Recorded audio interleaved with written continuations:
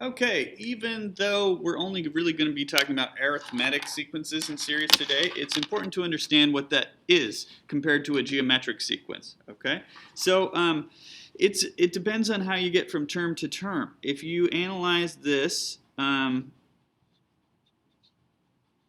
way we're getting from term to term is by adding 3. I didn't leave myself much space here. But 2 plus 3 is 5. 5 plus 3 is 8, and so forth, right? If you look at this one, it doesn't work. You can think, okay, I'm adding 4, but then 6 plus 4 isn't 18, right? It doesn't work with adding or subtracting. So we're going to have to find a different pattern here. And we're multiplying by 3, right, to get from term to term here. 2 times 3 is 6, 6 times 3 is 18, and so forth, okay?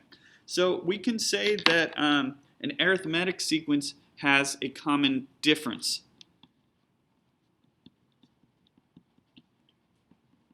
Okay, so it has a common difference. So you can take any term and subtract the previous term. So 5 minus 2 is 3, right? 8 minus 5 is 3. 11 minus 8 is 3. That's why it's called a difference, because if you take any term, subtract the previous term, you get the same thing out every time, okay?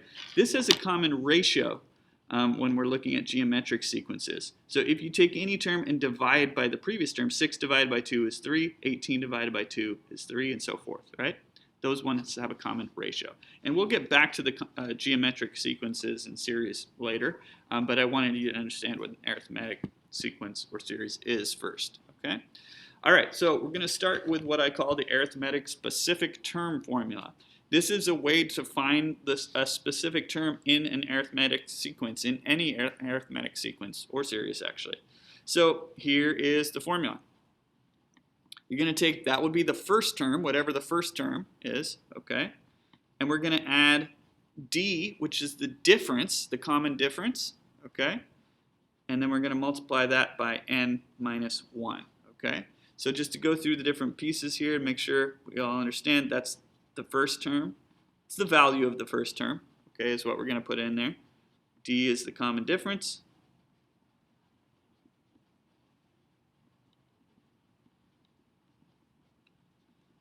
And n is going to be the term number.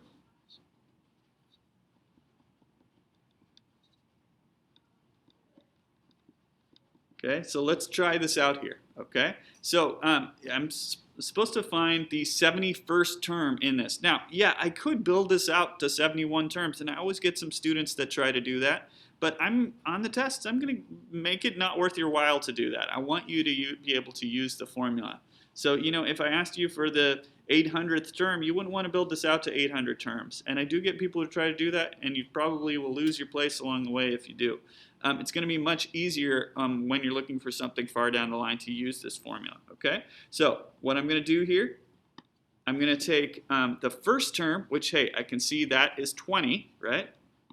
Okay, then I'm looking for the difference. So now I got to analyze this and thinking, how am I getting from term to term? Some people are going to say, oh, it's a difference of 6. But remember, we're subtracting 6 to get from term to term. Okay, so you can have a difference that is negative.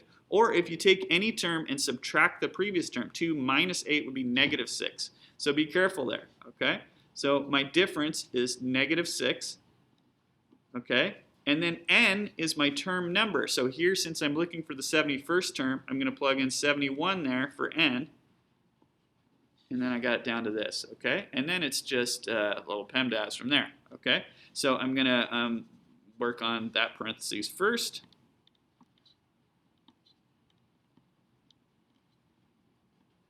Okay, and then I'll do the multiplication.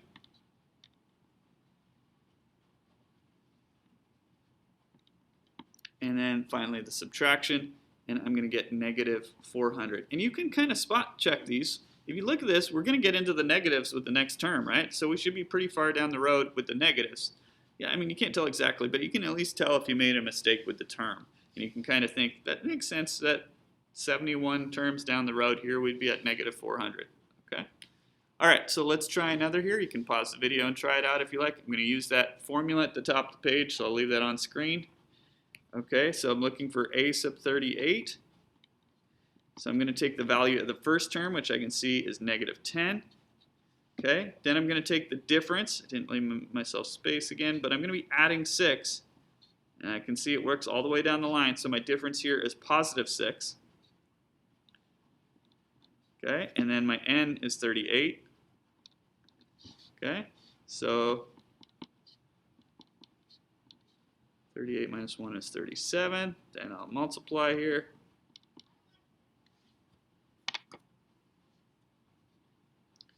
That's 222, and then finally puts me out at 212. Kind of makes sense. I know I'm going to be in the positives there. A couple hundred sounds pretty good for the 38th term. Okay, if you kind of imagine. All right. All right, so now we're going to write a rule for the nth term. And a rule is, it's a formula. It's a term building formula, okay? So what I'm going to do is I'm going to use this same formula I had up here, okay? So I'm thinking, all right, I'm going to be using a sub n equals a sub 1 plus the difference times n minus 1, okay? So I'm going to build a little formula then that I can use to find the value of any term. So I'm going to need the first term, which, hey, I can see that is 3. Okay, I'm going to need the difference, which here I can see I'm adding 5, right, to get from term to term. Okay, and this is a rule. I've just plugged in really the difference and the first term. Now, usually you'd want to simplify this, so let's go ahead and simplify it. We can distribute the 5.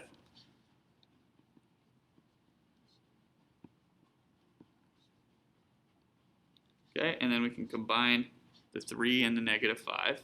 So then a sub n is going to equal 5n minus 2. Okay, and that will allow me to build any term. And we can try it out. If I plug in a 1 for n, that should give me the first term. Well, 5 minus 2 is 3. If we plug in a 2 for n, that should give me the second term. That would be 10 minus 2. Yep, it works. Works for all of these, and it will work for any term in this sequence, in this arithmetic sequence. Okay, so writing a rule is just plugging in your known information to write a formula, a term building formula. Okay. All right. On to the next page. We're going to look at so we had the arithmetic specific term formula that we were just dealing with. Now we're going to look at the arithmetic sum formula. Okay. And so here it is. So this is for the sum of an arithmetic series. And here's what it's going to look like.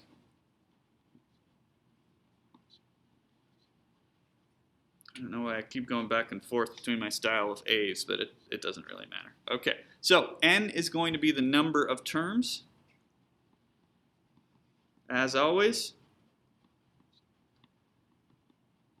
Or it can be the term number if it's, if it's this. But yeah, it's, for a series, it's going to be the number of terms. So if I had s sub 77, that means I would be finding the sum of first 77 terms, right? So that's the number of terms, okay? A sub 1 is going to be my first term, right? A sub n is going to be the last term. Okay, so let's say we're looking for the sum of the first 77. Well, this would be a sub 77 up here, okay? So if you look at what we've got inside of the parentheses, this is really the average of the first and last terms, right?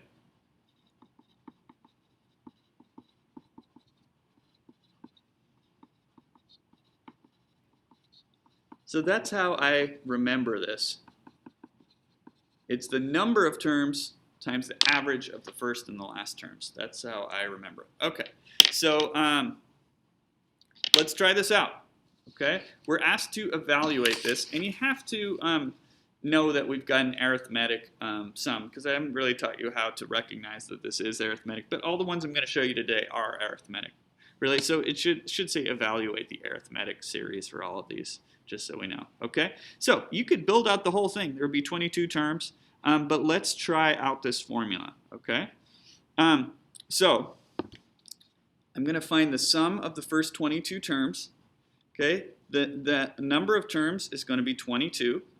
Then I've got the fraction, okay? So I'm going to average the first and last terms. Well, I don't know what the first and last terms are, so I'm going to have to find them. okay, I'm going to build the first term. So the first term I'd get by plugging in 1 for k. Okay, and then I'm going to have all the stuff in the middle, which I don't really care about right now. I only need the first and the last term. So then I'm thinking, well, the last term I'd get by plugging in 22 for k, because you would plug in all of the integers from 1 to 22, right? So if I can just find those two terms, then I'll be in business and I can save myself a lot of time. So I'm thinking, okay, this would be 7 plus a bunch of stuff in the middle, and then I've got 3 plus 88. That is going to give me 91. Okay, so there's my first and last terms, and now I've got something to plug into those places, right? So now I can just do the math a lot quicker than expanding the whole thing. So let's see. I'm going to have 98 over 2, and that's going to be 22 times 49, which comes out to 1078. Okay, let's try another. All right, so this is going to be the sum of the first 15 terms. So there's 15 terms, and then I'm going to take the average of the first and the last term. So I've got to build this first term.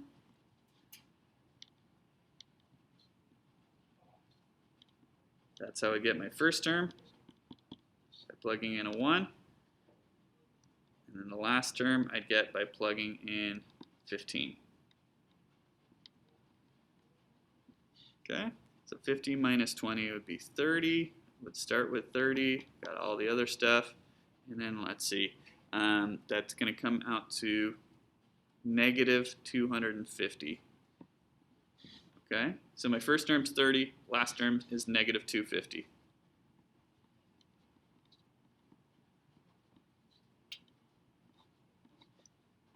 Okay, so I'll start simplifying the fraction part.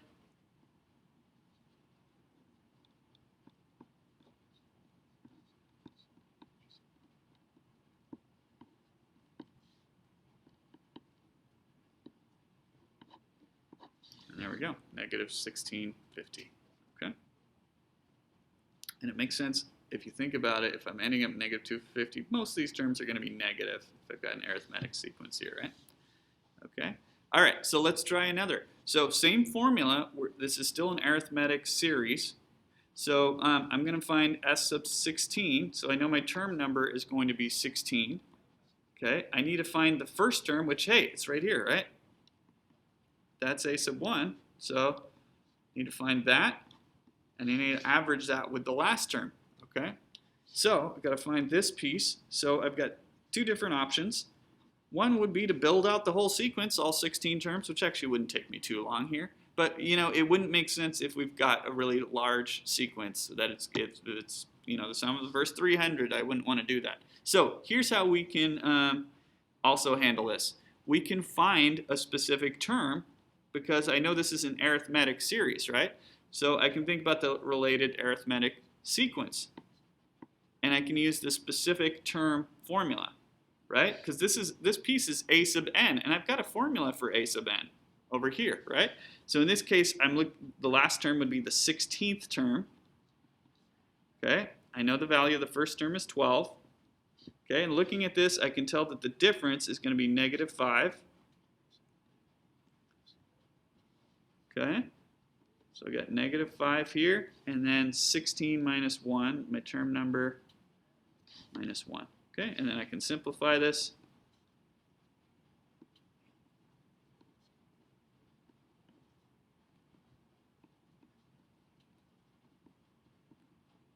And negative 63 should be the 16th term there, so that's going to be the last term in that series. Okay, and then I can just simplify this. So you kind of got to do a little problem within a problem when this is written in this format to find these. You got to figure out what the last term is by using the specific term formula.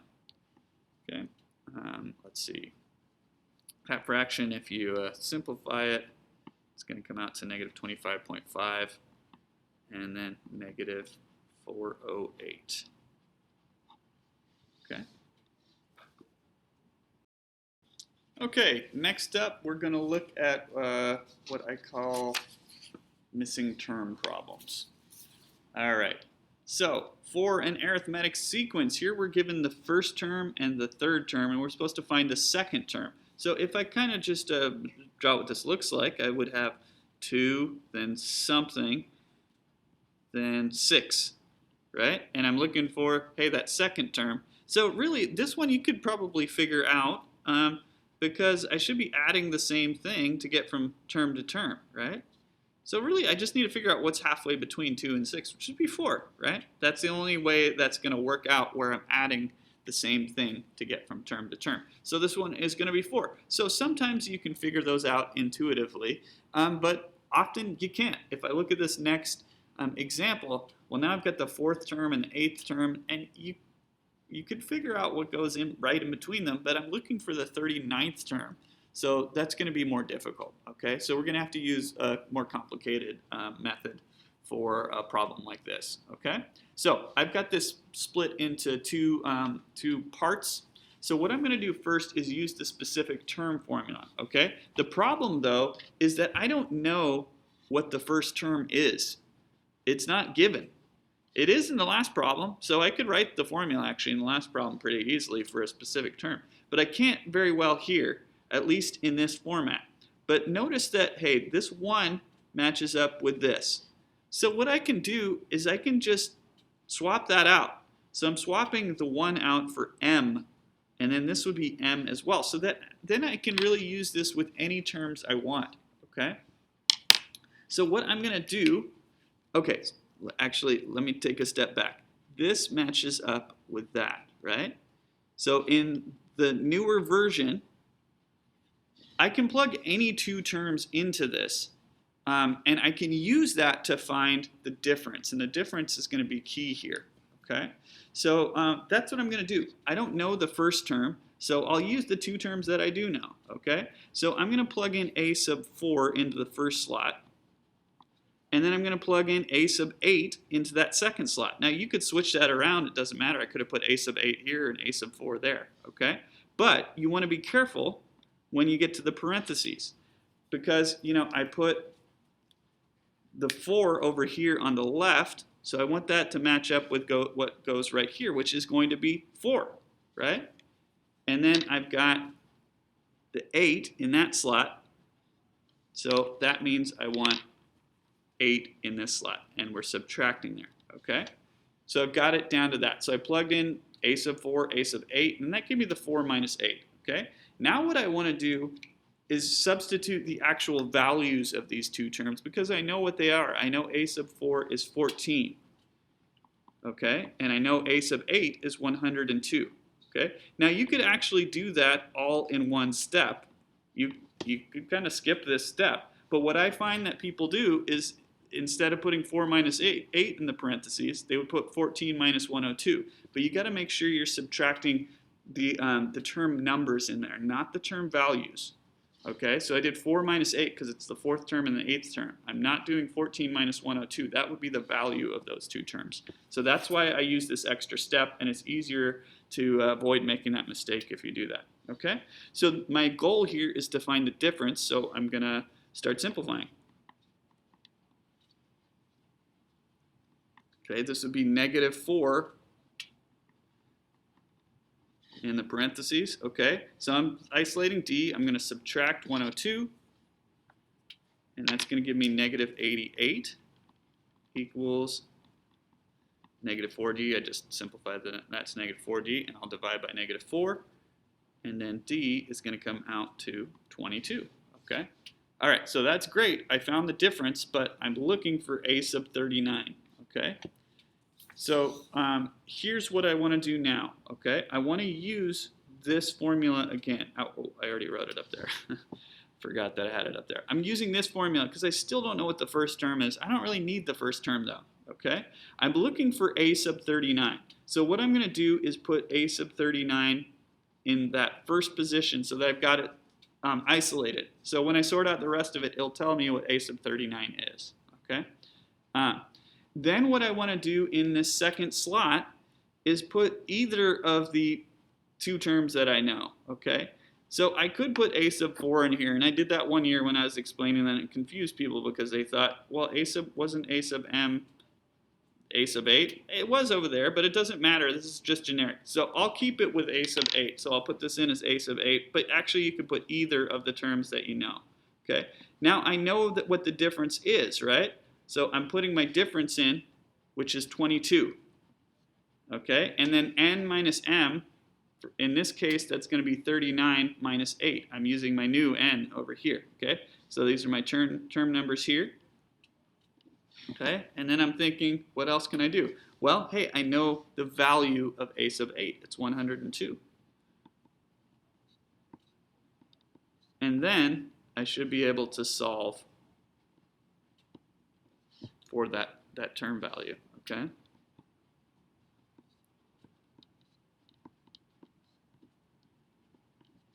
Okay, 22 times 31.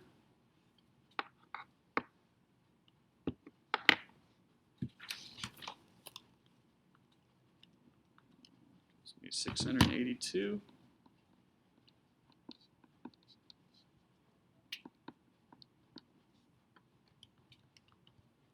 And I end up at 784.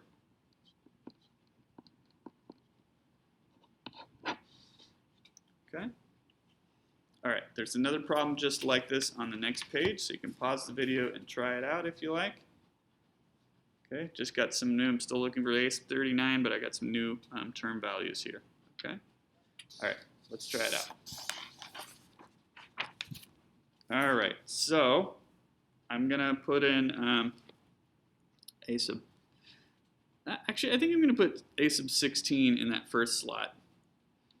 But you could put it either way. I kind of like to put the bigger term value over there and the smaller one here, just because then when I'm doing the subtraction, I've got 16 minus 10, and I've got a positive, I don't go into the negatives there. It's just one less thing that could go wrong. But it doesn't really matter. I could have switched those, right, and had 10 minus 16. Okay, then I'm plugging in my actual term values, and the difference should come out the same either way, okay? So I'm putting a 28 here. And then a sub 10 is negative 3. And I'll just go ahead and simplify that as I go. Okay. So 28 is going to equal negative 3 plus 60. I'll add 3 to both sides.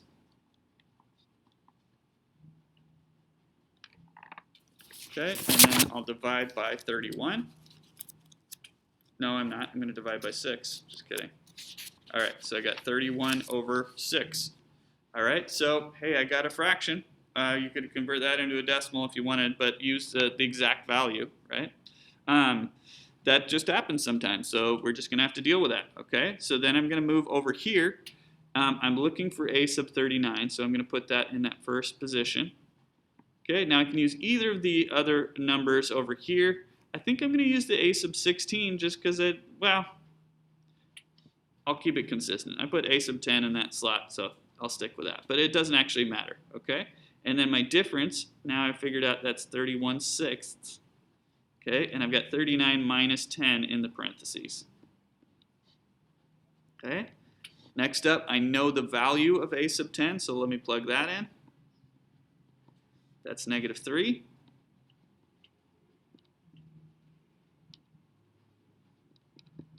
Okay, and I'll start simplifying.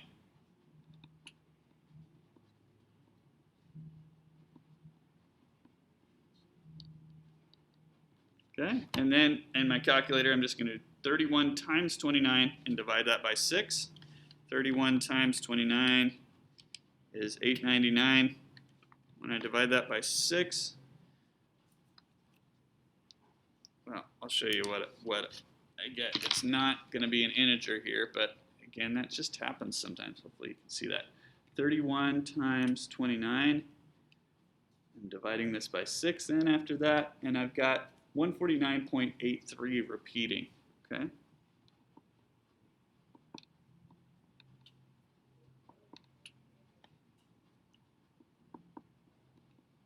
I don't want to just write 149.83 because I can just do that, and now it's exact, right?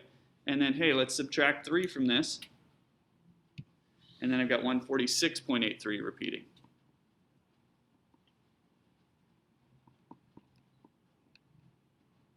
Okay, I was imagining that it was going to come out to an integer, but it wasn't. So maybe I should have, been used fractions here. But hey, I can still change this into a fraction. I'm going to hit the math key, and then fraction, and then so this is equivalent to 881/6 if you wrote this as a, if you did this as a fraction. So either one of those is fine. Okay, and there is the missing term values problem. Okay, that's it. See you next time.